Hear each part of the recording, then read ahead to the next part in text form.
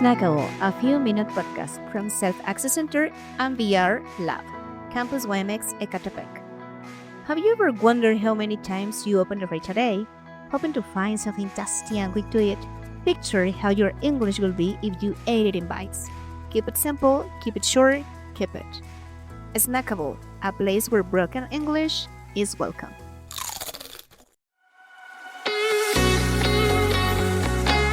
Hello, community YMX Ecatepec. How's it going? Welcome to another episode of Snackable. So, guys, today in the show we have such a guest. I have to be honest. I met this incredible woman when we were studying English, actually, and I don't know. I think that this woman is so talented and intelligent and smart. And I don't know. You are about to hear her story about English and about the things that she does in her professional life. So let's welcome Erica Garcia. She's a rheumatologist. So I am intrigued about your story, Erica. So welcome to Snackable. How are you? Thank you so much. I really appreciate your comments and your opinion about me. Well, Yes. I started studying medicine in I can't remember. I'm 1995 or something like that. And after studying medicine at UNAM, I decided to study a specialty. Yes. And my mother had rheumatoid arthritis, so I decided to go for rheumatology. It's a specialty that is, and that in Mexico, for example, we don't have a lot of rheumatologists. We are like 1,000. I think that is a great opportunity to know better different diseases where which are not really well known in nowadays. And so when I finished my specialty, I started to work in the pharmaceutical industry. Yeah. And and my big dream was to work in a global position in the US. So I work in different laboratories, well, Yes. different companies. And finally, in 2013, I was promoted to a global position, well, to a regional position. I was the medical director for Latin America in Pfizer, and I moved to Philadelphia. Well, not exactly Philadelphia. It was in the suburbs, but near Philadelphia. Yeah. And I worked there in like 2 years and a half. But I started to have problems with my boss. And anyway, I had to come back to Mexico. And since then, I continue to work in the pharmaceutical industry in different places. And until last year, no, 2 years ago, Yeah. where this kind of work is not very steady. I mean, it is an environment that can change in any minute. I mean, today you are working, tomorrow we don't need you anymore. So I decided to start something new, and I started to work in a hospital. I started to work in a public hospital in Mexico, that is the Pemex Yes. hospital in the north. And so it's a totally different experience. I mean, in during the pandemic, I started to see patients I mean, Like in a in private. consultation. Yes, exactly. But it was private medicine, and now that is public system is totally different. I mean, you have um to work according to the processes in the hospital. You know that you Yes. cannot prescribe that, and you cannot say that, and you have That must be to hard. see. Yes, and you have to see at least 10 patients per day, and you have to be with them only 20 minutes. So Yes. for me, it has been really, really hard because I don't know. Sometimes I go deeper into the story of every patient, and oh my god, I spend like 1 hour, and the other patient that is like very angry because they want to be seen punctually. You know, Yes, I know. so. that has been hard, but I'm happy. Um, I would like to have another job anyway because Yes. yes, because the big difference, I mean, the good aspect that used to have the pharmaceutical industry was the benefits. The Right. salary is much higher. You have the company car, and you have a lot of benefits. So I was really used to have all those things. And so now it's difficult for me Yeah. to live with I, with the salary. I guess that you felt like if the budget has been reduced like a Yes, lot. Yes, yes, that must be harsh. And well, now that you mention it, most of the times we patients complain about the public service. I mean, the medical public service, you know, but we yes, never, well, at least until now, because I promise that I am going to be more considerate about doctors. Because you were right. I mean, as patients, we want to be seen, as you have mentioned, in I mean, on time, and we want the doctor to tell us everything, and we want to be very specific, but we do not consider exactly that, that you yes, are also like that you have like a metric that you need to follow in order to cover, I don't know, maybe the purposes of the goals about the hospital, about everything, and yes. that must be harsh, that must be harsh. Yes. Exactly. I mean, you're totally right. And when the patient arrives, they want to talk about everything. I mean, I have pain in my ear. I have, I don't know, And I everything. don't And know if the pain in my yes, joint has to do with the pain in my head. Maybe I don't know. exactly. And Yeah, and I have too many patients that are old. They yeah, don't have anybody to go with them, and okay, they only want to talk about anything, yeah. anything. I mean, they don't have any disease that I can see, but they want to talk. I mean, All right. that's the Okay. reason. Now that you mentioned, most of your patients are senior people. Not Or really. I mean, I have well, I can tell you that I'm not a pediatrician by I mean, I didn't study pediatrics. yeah. So we are like rheumatologists for adults. However, Okay. in Pemex, we don't have a rheumatologist for children. So Okay. And is I there had, any I difference? have to I see, mean, I don't know yes, anything about the field because I'm not a doctor, right? But so is there any difference between I don't know, maybe checking yes, children, yes, young of adults, course. and adults? Yes. Okay. Yes. What are the main differences? Well, for example, we as rheumatologists for adults, we didn't study pediatrics. We studied internal medicine, Mm-hmm. and we are prepared to see adults. The big difference between a child and an adult is that in the case of the children, the parents have to tell you everything because the child cannot express their symptoms correctly. Yeah. Additionally, the doses of the medications have to be calculated according to the weight, Mm-hmm. and so I don't know the doses, for example, and I don't know the normal values of laboratory exams Yeah. test. So, but I have to do it. I mean, I because we don't have rheumatologists for children, so I have seen a patient 9 years old, another one of 14. So Okay. yes, it has been hard. Yes, but I think that mostly are senior people. Yes, Yeah. And I think that at the beginning you mentioned something that in Mexico at least, I mean, we do not have like many rheumatologists, correct. So, and actually one of my questions was what motivated you to study or to specialize in rheumatology? And well, you mentioned that it was because of your mom. But if you hadn't had like this important person in your life, could you have chosen another different specialty or not really? Maybe. Yes, maybe yes. I think that when I was when I finished the medicine, as we you have to present a test Yeah. to enter into the specialty. I knew very well that I didn't want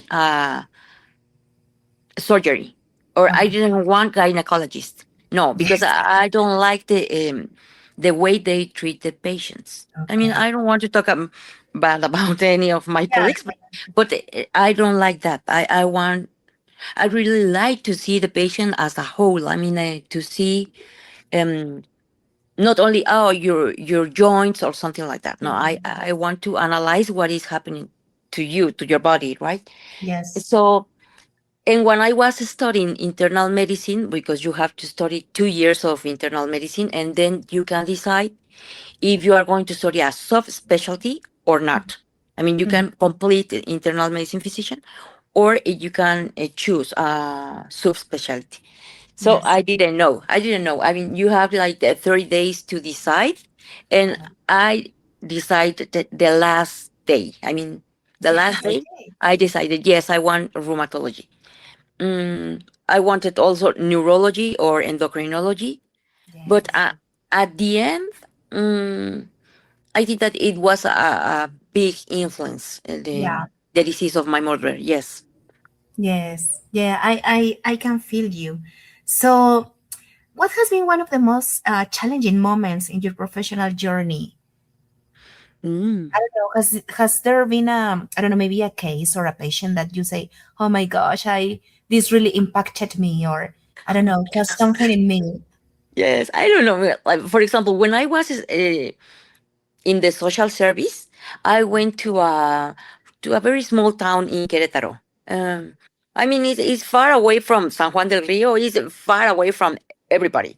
Like 500 people in Okay. that town. So Yes. and so and at that time when I was studying the social service, we didn't have internet. We didn't have cell phones. So, Yeah. well, I have my cell phone, but there was no signal. So Yeah.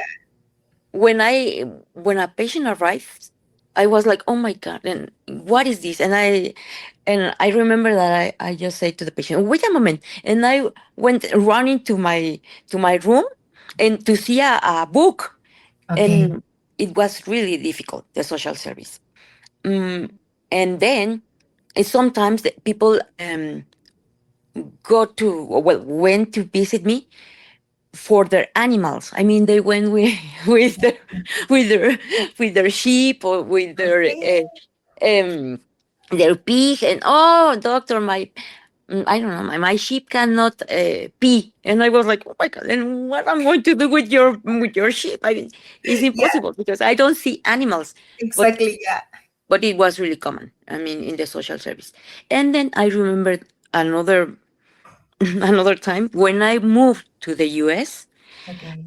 I, when I studied English, it was like not in only one school. So Okay. first in high school, no, in middle school, I studied French. Okay, Okay. then I continued to study French. When I started the high school, I started with the English, and I was really confused between French and Yes. English. And then I started to study about medical English. So Okay. I really understood medical terms. Mm-hmm. But when I moved to the US, it was really hard for me, I don't know, to order food or Okay.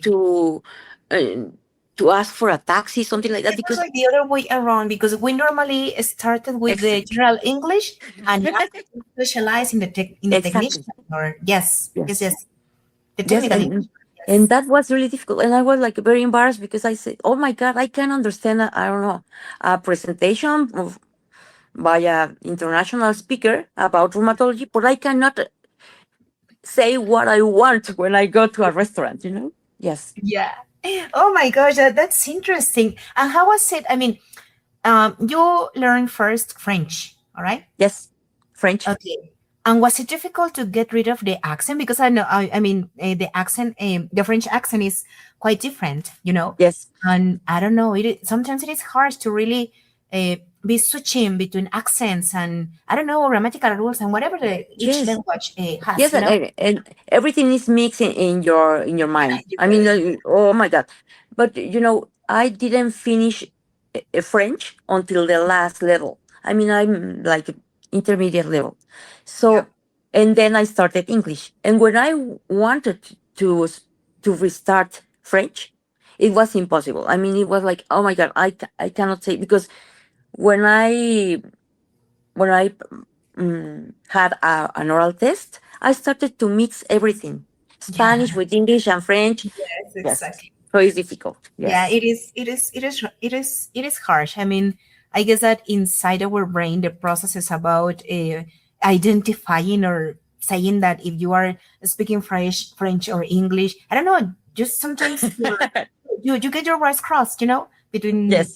this thing about languages. But well, I think as I was saying, I didn't know anything about this, and now I admire you even more, Erika, Oh, because thank I you so don't know. much. I said it. You are intelligent, and I don't know. I mean, by the things that you have mentioned and said, um, I can see that you are passionate about your job, and also you are very sensitive and considerate about your patients, and I think it is really nice because I mean, I of course I understand what you doctors face when seeing patients and cases, and I know it must be harsh, but I think you mentioned it. I think that nowadays, because of the rushing schedules and because we have to do everything like in a quickly way, Yes. we are missing that part of or being sensitive about because I mean you have your own issues and your patients have their own issues as well, But I don't know. I think that if you are able to be kind and nice to them, you are even more valuable, Yes, but I think that that is like, how did you say it? A both sides tool or something like that, because uh,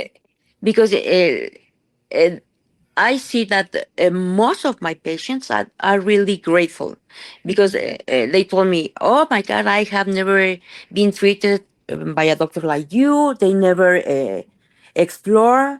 They never, I don't know. They never ask for tests, something like that. No, Yes. but then it starts the abuse. I mean, they Okay, yeah, they I see know. it. Because Yes, I they choose it know because I feel confident with exactly, you. I just start exactly. talking about everything and yeah.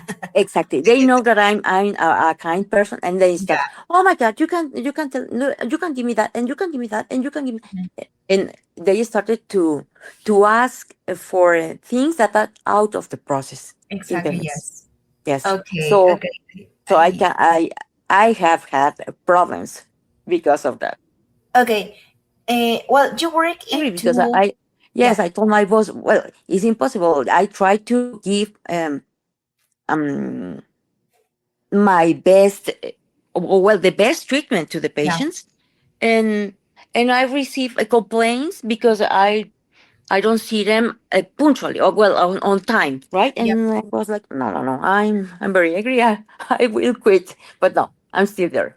Yeah, that's good. And well, can you identify some differences between? I mean, because you have worked in the USA and now in Mexico, right? But can you mention the main differences between? I don't know, maybe just your patients in the USA and your patients here. Is there a big difference? Well, in the US, I didn't see patients because I used to work in Pfizer, the pharmaceutical, Yeah. and so. But I think that there is a big difference, well, a lot of differences Mhm. Yeah. between the US and Mexico. Um, I was I was really happy there because the quality of life is really different. I mean, it's totally different. You can go to the, I don't know, to the supermarket, and you don't have to be in the line or something like that, Yeah. And you can drive, and people respect Yeah. the Exactly. rules, the law. Yeah. Yes, Yeah. yes, that was. It's like to live in a place totally different. Yes, obviously to see the snow and something like that. It Yeah. was, yes. Really great. All right. So thank you, Erika. Thank you for sharing that part of your story. And now, when it comes to English, I mean, you mentioned that you started well first with French, then with English. But what would you say to? I mean, not to doctors. Well, at least not now. After maybe. But what would you say to students, for example, that are kind of or that they refused to learn the language? What would you say to Oh my them? God, I will say that. is basic. And nowadays, if you don't speak English, you don't know English, it even harder to find a good job. I Yeah. mean, it's mm, and if you don't want to have a work where you have to speak English, to travel. I mean, to travel is also really necessary, right? Um, so I think that it has to be seen like a tool that Yeah. will help you to have a better quality of life. Yes, Mhm. definitely. Yeah, for sure. Yeah. Okay. What would you say about the importance of English to students who are studying medicine? Oh Because my I God. Well, yes, really, if you yes, yeah, go on. I think that I mean your studies about being I mean to become a doctor to know this thing about the human body. I think that is pretty difficult. I mean, I couldn't.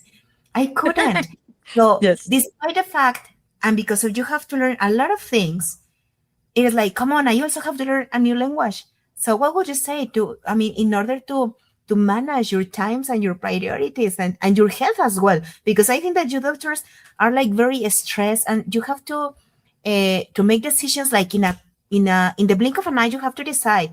No, I mean, maybe for Yes. I mean, in the surgery section, maybe, or the surgery department, maybe, no?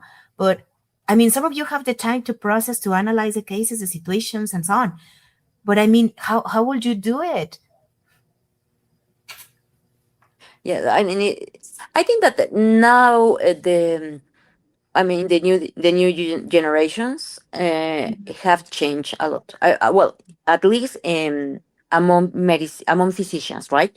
Okay. Because I have seen the doctors that are studying a specialty in the Hmm. hospital. Oh my God, they have everything too easy. You know, is Okay. now you don't have to think, you don't have to imagine. You can ask everything to ChatGPT, Yeah. or yes, or you can look for a video on YouTube or TikTok or something like that. And so I think that now is like I don't know, is people that are have less initiative. Hmm. Um, Or the critical thinking, maybe yes, because as you have mentioned, exactly. yes, for everything, and they have it. Yes. Yes, but regarding your first question about the English, when we finish medicine, at least at UNAM, you Hmm. have to present an English test. It's Okay. an medical English test Hmm. I mean, to end the your study. Yeah, like Yes, your to studies. get your degree, maybe. Yep. Exactly. Yes. Hmm. Yes. So I think Okay. that is essential because the most updated information about anything in medicine is in English. Yeah. So you have to read papers, you have to read books, and Hmm. in English is Articles. better. Yes. Yes. And everything Yes. is in English. Yeah. Okay. And how difficult is it? To be a doctor, I mean, because you have to be like updated in knowledge. So as you have mentioned, you have to read a lot. But how Yes. often do you take courses or you, I don't know, update your information or your knowledge? How often? Or is it I like a mean, daily job? yes. I mean, every day I learn something new because at least when I see my patients in Pemex, and there is always something that I don't know. So I have to be updated, and we have to present an exam, a Hmm. certification exam, a certification test. Yes, every 5 years. Okay. And so I think that every day Mhm. you can see new information about, I don't know, any rheumatic disease. Okay. So yes, you have to have enough time to read at least something. Yes. Okay, I see it. Okay, Erika, that was so interesting to know something about, I mean, a little bit about your daily life and about a daily life of a doctor. So it is impressive the way you perform your job. So I admire you because of that. And well, we have this last section about which is called snack questions. So I am going Okay. to ask you like maybe I don't know, maybe four questions, and you have to answer like with the first word that comes to mind or a very short phrase. Okay. Yes. Okay. So one word to describe rheumatology. Innovation. Okay. If you weren't a rheumatologist, what would you be? Neurologist. Perfect. Okay, this is a fashion one. Heels, sneakers, or Crocs at the hospital. Sneakers. Okay, nice. Um, okay, the specialty you will never choose. Ah, general surgery. Okay, perfect. Finally, a medical word you secretly love saying. Oh my God, I can imagine one. Maybe for psychologists, maybe how do you feel about that? How do you feel with that? Yes, yes, Maybe for you, yes. well, How are you? Or when you wake up, are you stiff of your hands? This is so okay. common. It's so common. Yes. All right. Okay, that's it, Erika. Thank you. Thank you so much for accepting the invitation, for taking the time to, to do this interview. And thank you. Thank you for your stories, your experience, your knowledge, and the perspective that you have given us as a community, at least here at YMX Ecatepec, and also for students who are like, who doesn't like, or wouldn't like to learn English or are kind of um yeah, they don't want to learn it, Yes. so thank you for sharing your ideas, your beliefs, and I don't know if you would like to Oh, add thank you. something to the podcast. Thank you so much, Esme. I'm so happy to see you and to see you working and that you have improved your English. Indeed, when we were studying, you were the best, I think. But yes, I happy to see you and But thank you you have for improved the a lot invitation. as well. Yes, you have improved a Thank you lot so much. in all areas of your life, I guess. Yeah, in your professional field, and also the also your English is way too much better than I remember, So happy, I'm Yes, happy with that. And I would like to congratulate you for retaking your courses. So I hope that you really thank get you. your certification because I know that Yes, it is not easy as well, So it takes a no, process and a lot of ability yes. to take a No, and certification. I will do it, because in some places, in some jobs, they ask you specifically the certification. Yes. Yeah. Yeah. As you have mentioned, it is a tool. Nowadays, it is a tool. Yes. Yes. Exactly. Well, No, thank you so thank you so much. much, Erika. Thank you. Mm. Thank you so much. Happy to see you. Okay. Okay. Okay, Community YMX Ecatepec, that's it. See you next episode.